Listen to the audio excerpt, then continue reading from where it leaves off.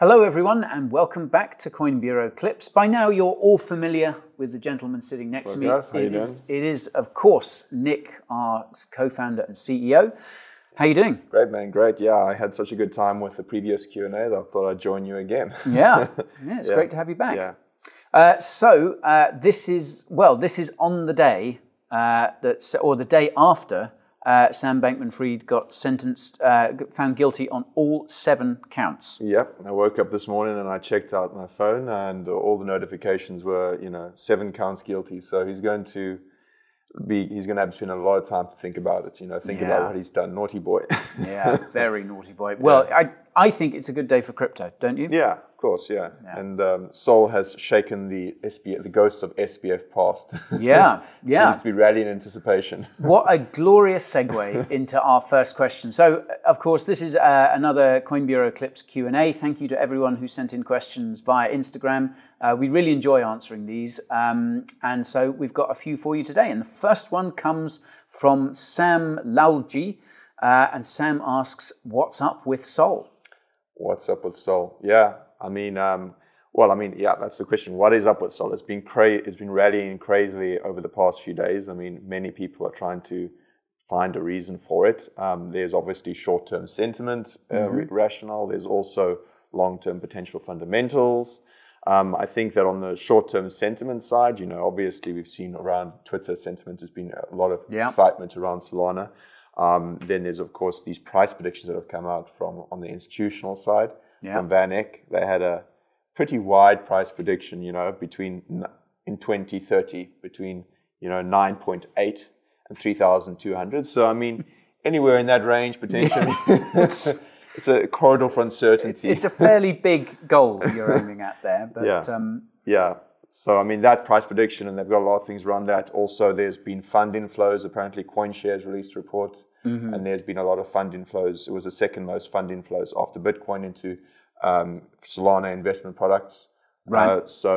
And then there's also Breakpoint happening at the same time. There's apparently a lot of excitement around projects that are launching on Solana. I've seen some tweets and coverage about it. And then, there's also the question around, we're looking more at the longer term fundamentals. You've got questions around developer activity. According to an Electric Capital report for 2022, developer growth, Solana had like a 40% increase in developer activity. That despite the common, quote that it's like eating glass. So, there's that tech upgrade as well, right? That basically meant that it decreased the hardware requirements to run a Solana validator. Yeah, that's interesting because Solana now has sort of just over 2,000 validators. Yeah, that's quite a big. Quite a big jump. It's quite a big jump, yeah. And obviously this allows for more decentralization. And not only that, the more decentralized the network, the less central points of failure and the less chances of any sort of those outages, which has dogged the network in the past, hopefully. Yeah. Yeah. It has actually been a while now since Solana last went down, hasn't it? There was one point earlier this year, towards the end of last, where it was kind of going down all the time. Yeah, and that seems to have stopped. So you've got to hope that they've fixed that issue. I think that was mostly an issue with the fee market. Exactly. Yeah, the fact that fees were so low meant it was very easy to spam the network. Yeah, exactly. I guess before FTX happened, before all that, there was a lot actually happening on Solana. There was a lot. Yeah. Obviously, that high TPS, which I think is now supposedly increased as well. Yeah. That high TPS was a big draw for a lot of projects. I mean, back when NFTs were a big thing, like Solana had quite a lot of NFT action going on there as well. Exactly, obviously, NFTs are where they are. But yeah, it does certainly seem like perhaps at the moment, the momentum is with Solana as the most sort of viable Ethereum alternative. Yeah, and I think it's important to go and take a look at that Van Eck report, despite the fact that the actual numbers, it may look like a bit of a joke for the wide price prediction. I think that the actual report itself is actually very interesting in terms of how they came to those actual numbers. I mean, they looked at an analysis of potential free cash flow accruing to Solana holders at 2030 and backed out a price. And this price and the amount of fees in terms of free cash flow was determined according to the amount of use cases for Solana as a project, as a blockchain. And, they said that they think that it could be the first blockchain that could have 100 million users plus. And so that analysis is really interesting from a perspective of a fundamental demand for Solana in the future, and the fact that, you know, if they solve all the questions around uptime, could it be a place where people want to build because it's a lot more throughput opportunities for the network. So yeah, that's an interesting report to look at. We're going to also be doing a video on that at some point next week, looking at that price prediction. Of course, there's still the question around, and the biggest question mark that relates to Solana and people still need to appreciate is FTX holds a lot of it. Yeah. A lot of SOL. So I guess there was recently questions around, there was about 67 million that was being unstaked and making its move on the wallets on chain, and people were slightly worried about this. The biggest stake of Solana is like 1.1 billion that FTX holds, but it's probably only been unstaked in 2025. Right. So the broader question now is, yeah, I mean, firstly, you know, is FTX going to sell SOL in 2025, dump it on the markets when it unlocks? Do they even need to? Because if they're able to recoup most of their investor losses with their Anthropic stake and all the other stuff, potentially that could they won't need to do that. So there's still questions around that big thing out there, the elephant in the room. But for now, you know, the Solana community can breathe a sigh of, you know, enjoy these green candles. Yeah. At a loss. I wonder whether as well, like obviously last few weeks haven't been great for Ethereum. Like, you know, there's been lots of talk about how network activity has dropped off. ETH is now inflationary again as a result. Like lots of people talking about, you know, it seems to be that for the moment, a lot of people are putting their faith in layer 2s on Ethereum. Exactly, yeah. And it's like maybe, you know, a blockchain that is supposedly just fast and doesn't need layer 2s in order to work. Maybe that is a strong narrative for people who are seeking an Ethereum alternative. Yeah. I would also caution that there is no fixed supply of SOL. Yeah, exactly. So, and it does have a very high issuance rate. Yeah. So, you know, those are things to bear in mind. But yeah, certainly after a pretty dismal year, the Solana community has a lot to celebrate, doesn't it? Arthur Hayes picked up a bag recently as well. Arthur Hayes also picked up a bag of Filecoin as well. So, you know, make of that what you will. Although his rationale in his tweet wouldn't really resonate with the Solana community still. Called it a Sam SPF shitcoin of some description. Yeah. Okay. Let's move on. What's the next question we've got? So this is from Sona Nawa 1. Why haven't you started buying alts again? Do you think there will be one final crash? Well, I don't necessarily know. I don't know anything either way, but I don't know if there's going to be a crash per se. But I think there's a strong likelihood it's going to retrace from here. The ETF narrative is still pretty strong. I think, you know, if an ETF suddenly does get approved in the next few weeks or so, that will obviously really supercharge things. But I mean, I must say that I am now beginning to think about buying alts. It was something that was really sort of nothing I was really considering. My mind is starting to turn to that now. So I'm now starting to look more into altcoin projects, starting to plan ahead. So I will probably start buying them before too long. But I do think we've got lower to go from here. I do think we can test that 20K range again. Oh, really? Yeah, You think that? I think so. Because, you know, despite the ETF narrative, there is still lots of other stuff out there. You know, for instance, yesterday, PayPal got a subpoena SEC, from the SEC over its PYUSD stablecoin. That says to me that there's still kind of regulatory tripwires out there. We need to be mindful of those. The SEC, the US government, there's still obviously a lack of general liquidity in the system. There's still kind of big macro factors to bear in mind. So, yeah, I think we could see a pullback from here. 20K is, you know, the most bearish scenario. There's a good chance we won't go as low as that, but I think we could dip below 30K again. I mean, Nick, do you agree or? Don't really think so. I think that, you know, the point around the SEC and PayPal, I mean, I still don't think that necessarily takes away from all the positive developments on the ETF front, right? In terms of like the feedback that's been going back and forth between the SEC and these providers. And 3 providers in the past 2 weeks have updated their applications, which shows that there is this collaboration. So it would have to be an incredibly bad faith move by the SEC to basically engage in this constantly, and then all of a sudden in January, we're going to rug you guys. So I don't know if they want to necessarily be sadistic to the crypto community, and they're doing this wasting resources to be sadistic. I mean, this is the SEC. Gary did tweet about the Bitcoin birthday a few days ago. He did, but then sort of clumsily turned it into an excuse to. I don't know. I guess I get a sense that he's kind of like realized that he's been beat, right? In terms of the cases against Grayscale, in terms of the losses on the SEC side, in terms of the narrative shifting, and I think the SEC is working with these providers. I think that they will go I'm pretty likely that the ETF applications will start coming through in January. Maybe a delay here or there, but I don't think there's necessarily a reason to drive Bitcoin back down to 20K. And I think that obviously we had a discussion yesterday, quite an intense discussion around, is it time to start considering alts? And this is in the relation to, Bitcoin dominance is going up and up. This obviously means that altcoins are losing value in Bitcoin terms. But, I think as the entire altcoin complex, yes, or collectively, but there are some altcoins that have just gone crazily off the charts over the past few days.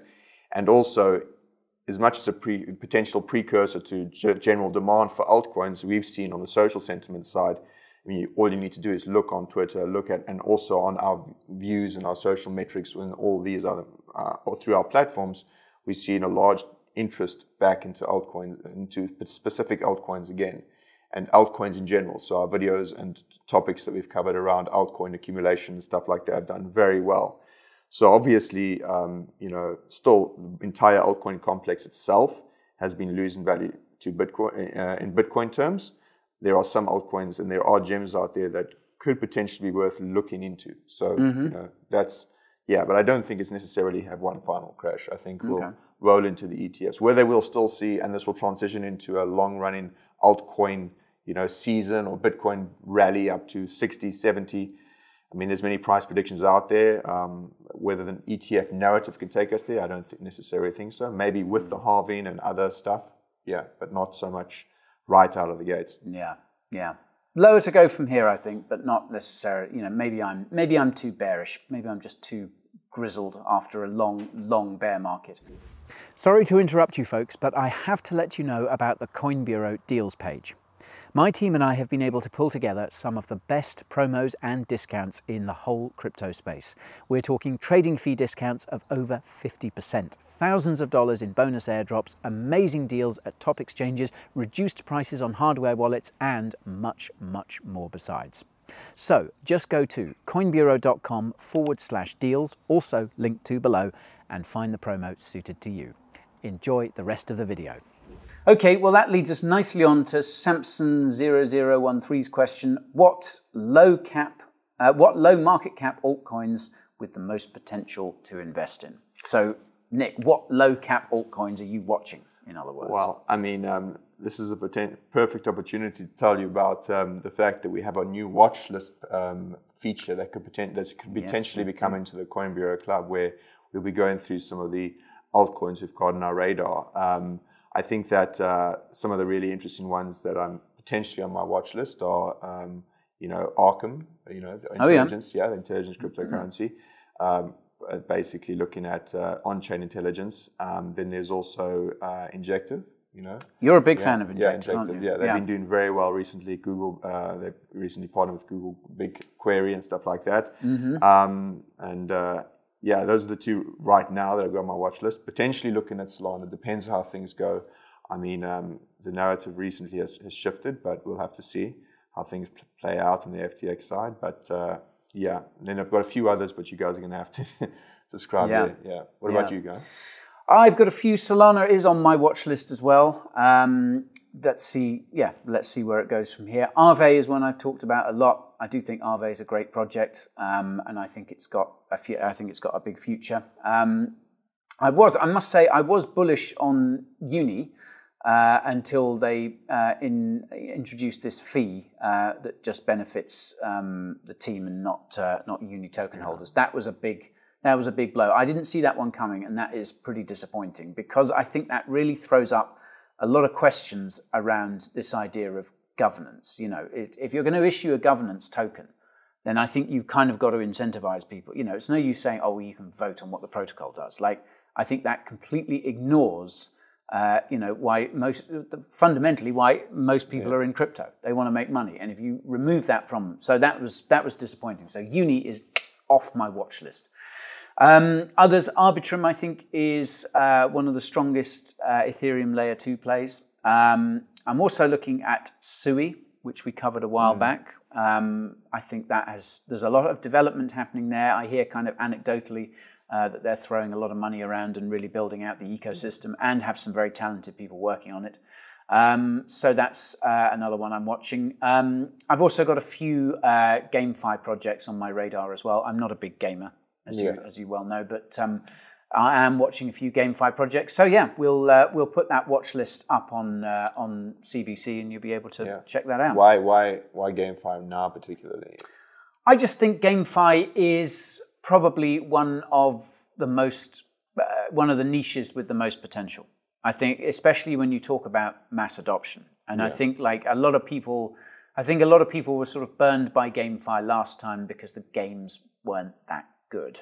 But I'm seeing, we saw a preview of that game Shrapnel, didn't we? Yeah, I mean, that was insane. Amazing. Yeah, I mean, that didn't look like a GameFi game, and I think there's a few games being built right now it's been built for gaming native people. So it's essentially like, this is the way I think GameFi could really become, really take charge in the next bull market, is if it's a game that has been developed from the ground up by gamers for gamers.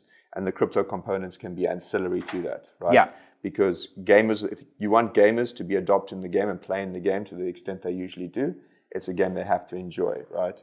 I mean, yes, there's some gamers out there who just have an immediate revulsion to anything NFT or crypto related. But that's just because they've got this association with really shitty games, or it's been foisted upon them.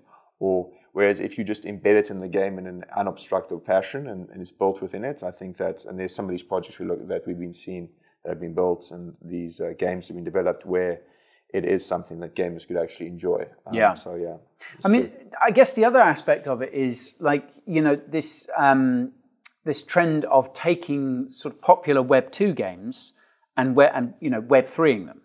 And I think that is, I mean, from one perspective, that's a pretty good idea, because you take a game that's already, proven itself to be popular, and that's presumably because it's got great gameplay, or it's got an attractive proposition, if you like.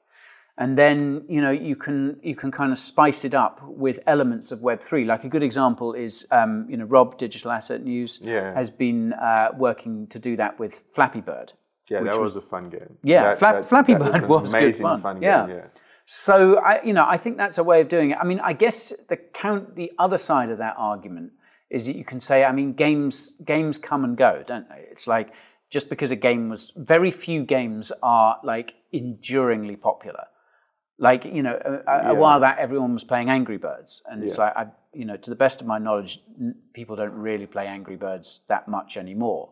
So whether you can take a popular Web 2 game and sort of reimagine it for the Web 3 era successfully. I mean, I think some will probably achieve that, but not all. Yeah, I'm more inclined to think that if GameFi tokens and GameFi projects are going to be successful, they need to be in a completely new game that's been built. Because the moment, I think, and I've seen this before, if you have a really popular game that gamers love, that's already established, and there's an announcement, there's any sort of NFT or crypto integration, all hell will break loose. Like, these guys will literally bombard go on. You literally they're very vocal. You don't want to piss off the gamers, right? Yeah. So the problem is if you've come to love a game. I mean, for example, just think about. I remember 2-3 years ago there was this Diablo, the latest Diablo that was coming out, or 4 years ago, and they said it wasn't going to be available on PC, only mobile, and it was the biggest storm ever. Like people hated it, right? And they were super annoyed. So the point of the matter is gamers love their games, right? They love their franchises. So if you're going to put it in there, it's going to give them opportunity to really get angry about it, because even if you think it may be an additional value to them, they just have this immediate aversion. However, it's like if it's brand new and out of the gates, it's built into it and well thought out into the crypto token ecosystem. It doesn't impact on the playability of the game. It's well thought out. Then I think that's more likely to be successful in the long run. I think you're probably right. But all I would say is that, gamers, I think, are probably part of the issue. They're so tribal, they're so attached to their particular favorites. But I mean, again, this idea of human nature, humans react to being, money is a big incentive, is what I'm trying to say. So if you were to take a popular game and to tweak it so that by playing it, the player could earn money, in the form of a token or whatever, I think there's probably a right and a wrong way of doing that. Like if you try and really force the Web3 element on people, then they will push back. But if it's kind of seamlessly done, so it's like barely any change in gameplay, but instead, when you pick up this crate or whatever it is, you actually earn an amount of token. And maybe you could choose to interact with the Web3 element, maybe you could choose to download the wallet or not. Yeah. And you can do either way. That I think is something that could have potential. It also really depends on the game, right? And the cult value of it. I mean, if you put like NFTs or something in Call of Duty or something like that, you're asking for trouble. Yeah. GameFi, I think, has a long way to go, but there is so much potential that I think to ignore it is that's why I'm watching a lot of GameFi projects at the moment. Okay, next question. VEE. From the question from VEE, why is Binance losing so many executives? Collapse incoming. Binance FUD. We love that. Okay, I mean, obviously the last few months have been pretty tough for Binance. What with the SEC lawsuits, a lot of scrutiny in other jurisdictions as well. They've been forced to pull out of a number of places. I think they're no longer taking new customers in the UK, for example. They've lost a lot of their kind of integrations with payment providers and things like that. And stuff like that. Yeah. So it's been tough for Binance. So I guess that's probably part of the reason for the churn. There's also, Binance's market share has dropped. Yeah. So it may be that, some of its executives are looking elsewhere. You've also got, you've kind of got general market sentiment as well. So these could all be factors that are, that have pushed some of these executives to, to look for other, maybe to exit crypto entirely. That's definitely possible, or to go to other exchanges. There are lots of other exchanges, I believe, are still hiring. And they're growing. I think that what I do notice is that there's a lot of all these people leaving this narrative, senior executives leaving Binance. Oh, this must be a precursor to something big that's coming. I haven't seen too many. I know that, for instance, Binance hired a few senior executives as well, and that's not getting coverage. So it just speaks to the nature that everyone wants to try and focus on the potential things that reinforce their narrative of there's something fishy going on at Binance when it could just be regular corporate churn. Yeah. And I mean, okay, fine. If so, there's a few more leaving than are joining. That could be as a result of them losing potential market dominance, adjusting to market conditions, and potentially also saving cash if they're going to settle. So there's so many factors that could impact on whether personnel are leaving a company or staying. And I think that the reason this just gets the traction it does is because people want to believe that this Binance is going to collapse. It's going to take the entire crypto market with it, Call it, FUD engagement farming. Yeah. I think a lot of people do kind of feed on FUD like that. And look, if you're concerned about Binance, if you think personally that this is a bad look, and you have money on there, then you should take your funds off of Binance and indeed off of any other exchange as well, and put them in your own wallet. Practice self-custody, because that is the best way. In fact, that's really the only way to insulate yourself from that sort of eventuality. And that applies to Binance as much as it applies to any exchange. You can never be sure. So the best thing is to hold your crypto yourself, and then you are basically insulated against against anything happening to any exchange out there. That's the cheat code. I mean, yeah, exactly. What's that one saying that goes, you should treat an exchange like a public bathroom. Just go in, do your business, get the hell out. As far as I know, that's Ben Cowan's line. But Ben may have got that from someone else, but I think it's I think it's great. I think it's great. Okay, so let's move on. Paul Ettenberg asks, here we are, BTC price prediction for the top of next bull run. I'm glad you got this one first. Yeah, I mean, I generally like to leverage other price predictions out there because, there's been a few institutional reports that have come forward in terms of price predictions for Bitcoin out of the ETF, potential ETF approvals, and then also the top end of next year. I think the general range for in early next year after the ETF approvals is between 50 to 70K. I mean, we've had a Galaxy report that came out that basically said that looked at analysis of potential allocations for risk diversification from other funds, commodity funds, etc. There was also that was about 59K. There was also an ETF analysis by CryptoQuant that looked at similar amounts of flows at about 50 to 70K, and then Matrix Port between 42 to 56K. So this is like and then a few months after, like 5 to 6 months after the ETF approvals. Okay, so but that's not necessarily the bull market. It may not be the full-on bull market yet. It may just be as a reaction of people moving into the market because of allocation of Bitcoin in their portfolios as institutions, etc. I mean, the other price predictions that were given, you had Standard Chartered as well as Matrix Port that looked at 120K by the end of next year, which was after the halving and after these other fundamental factors, and potentially look into if there's going to be some sort of a pivot before then that could help impact on the prices to 120K. So, yeah, I mean, whether that's going to be the top of it, I mean, I think that's probably it, yeah. Yeah. I don't personally think it will get all the way to 100K. I just got a feeling. So maybe, I don't know, maybe low 90s, maybe like 92, 93K, something like that. That's I don't know. I'm sure I could.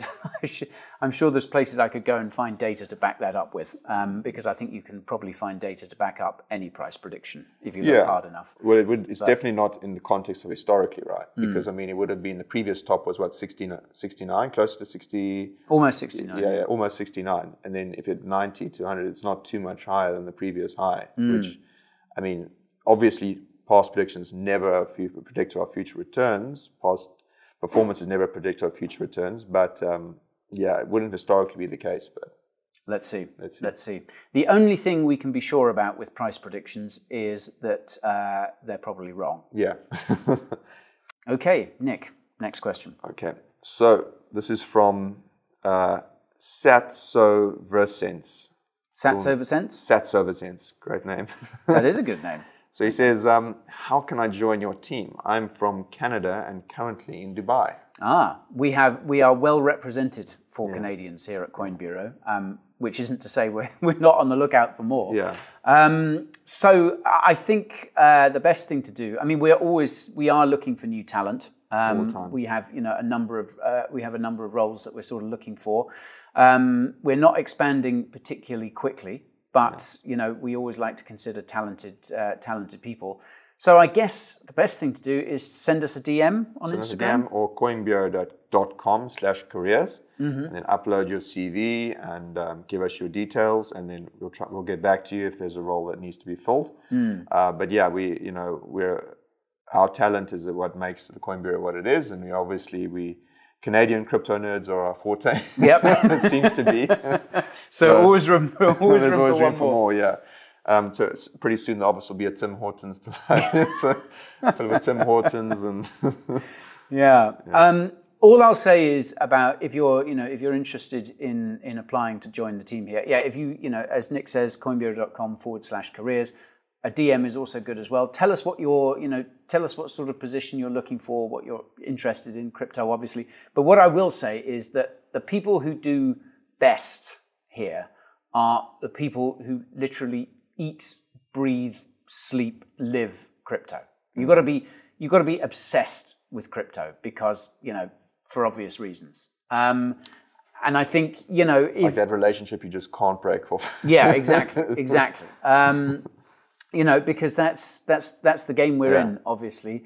And it's a tough industry to be in because, price swings, you get bad news, you get good news, you get huge extremes. Obviously, crypto people are very vocal. Crypto Twitter can be a tough place to exist in. So unless you're absolutely obsessed with it and, you eat it for breakfast, lunch and dinner, then, it's a tough place to be. But if you are obsessed with it, then it's the best place in the world. Yeah, 100%. So just bear that in mind. If you wake up in the morning and the first thing you think about is crypto, we want to hear from you. Yeah. Okay, so It's Bezzy asks, is the bull market here? No, not yet. I mean, we've talked about it a bit before, but it's just a lot of excitement potentially around this ETF narrative. There is still the risk that the SEC doesn't approve it, and in which event it's just going to rug the entire market, I think. And of course, Bitcoin dominance is going up. There isn't an altcoin season yet on the horizon per se, although some altcoins are doing very well. So no, it's definitely not a bull market yet. Liquidity is still not free flowing, and there's still not a lot of retail flowing into the market. Although sentiment is up, I think still the crypto tourists have not necessarily come back in droves. It's just what's within crypto currently, and maybe some institutions, but the retail driven frenzy of the previous bull markets is still quite some time away. So no, I don't think the bull market's here. Yeah. I think you've got to look at a bull market from a sort of, from a wider perspective, because when you're in the crypto bubble, news like ETFs and, a pump in price of everything can seem all-consuming. But then you realize that the vast majority of the rest of the world doesn't care. And you need other people to start caring. You need greater interest from a much wider group of people in order to get that, to get that narrative running again. So, yeah, I think we're still a little bit away, but we are, I think we're sort of getting into I think the end of the bear market is coming into view rather than the start of the bull market. And the ultimate bull market signals, I haven't got them yet. I haven't got all the messages and DMs from friends normies who were wondering when's the time to buy. Yeah. Or my grandmother asking me about the guy's dad indicator. When my dad asks if it's time to buy Bitcoin, get the hell out. Yeah. Sell everything. Okay, so there we are. Right. Are you up with the next question? Yeah. So from Jazz Scott, what's your views on Thorchain? Seems to be doing great gains. Yeah. So Thorchain is an amazing project. We've covered it a few times, haven't we? I held Rune for a while, and I mean recently Thor Swap. They shut that down, didn't they? Because that was being... FTX funds are flowing through it. That's right.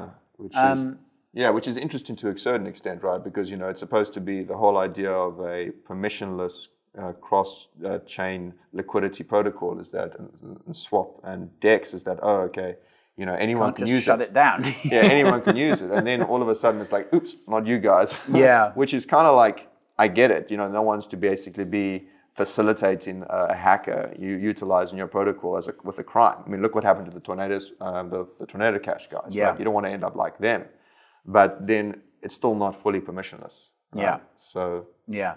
This is a big... I mean, the Thor Swap team would have been in between a rock and a hard place there. It's either comply with the law or comply with the narrative of decentralization. But I mean, I suppose you could argue that just the fact that they have the power to turn it off speaks to centralization. Speaks to centralization, exactly, yeah. Unless they're going to destroy the keys, and hand over, basically open source the whole thing and hand over control, then there's always going to be an element of centralization. And that's something that I think crypto is going to have to grapple with over the next few years. I think. Exactly, yeah.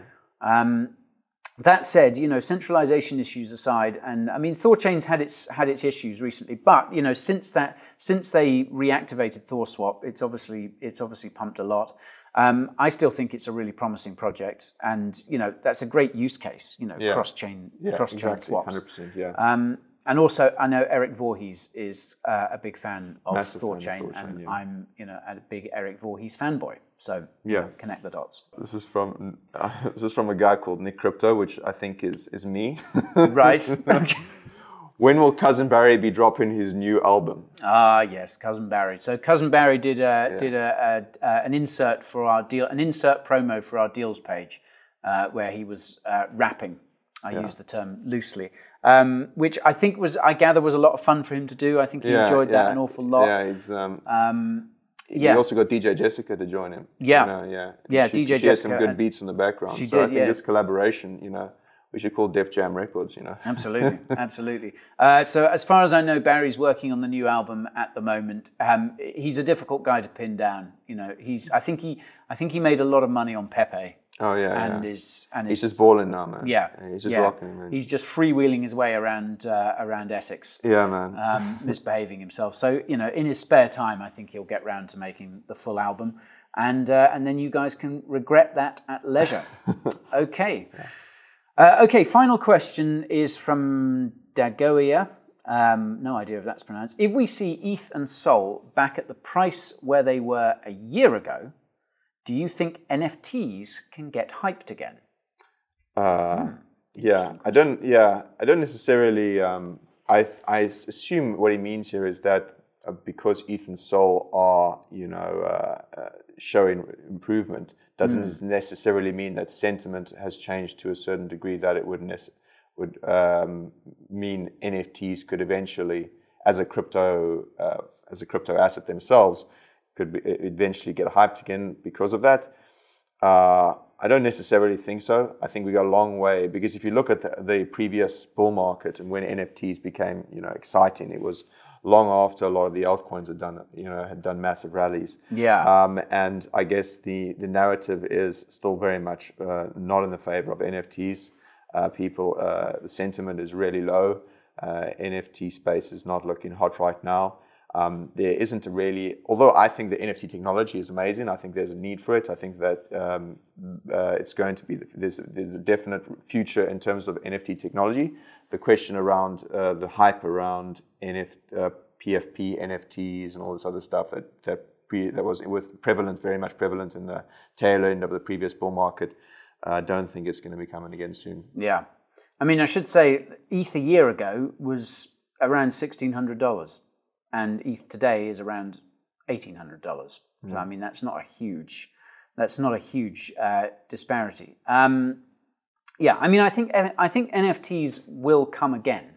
I don't think they're going away. I think it's just the narrative around them has changed. I'm not sure. Yeah, I'm not sure we're going to see the same sort of PFP hype that we saw, as you said. But the utility of NFTs remains, and I've said this I've said this many times. But I think people will start using NFTs when they don't know that they're using NFTs. I think if you say that, the word NFT to most people, NFT word will just switch off. I think that it's just bad branding. Now people are just like, we should change the name of NFTs, like an immutable token of some description. TFNs. I don't know, but I think that brand name has been kind of sullied. And people don't care. But people don't care how it works. Yeah. People don't care that it's non-fungible or that it's a token. They just care about what it does. And again, this ties into what I've said about GameFi as well. It's like they don't care if it's a blockchain game. They just care if it's a good game or not. And I think the other consideration being whether they can make money by playing it. NFTs will be back, but I think probably in a different form. And maybe not even called NFTs. Yeah, I mean, yeah. Sure. Anyhow, that's it for our questions for today. Thank you to everyone, as ever, for sending in questions. Please do keep them coming, and we will do more of these as well. My thanks again to Nick for joining. Right, great to be back, guys. And hopefully do it again soon. Yeah, see you guys soon. Like, subscribe, deals page in the bottom, in the description. As well as the link to our hub. As well as the link to Coin Bureau Club. Yeah. And Barry's rap album, on its way.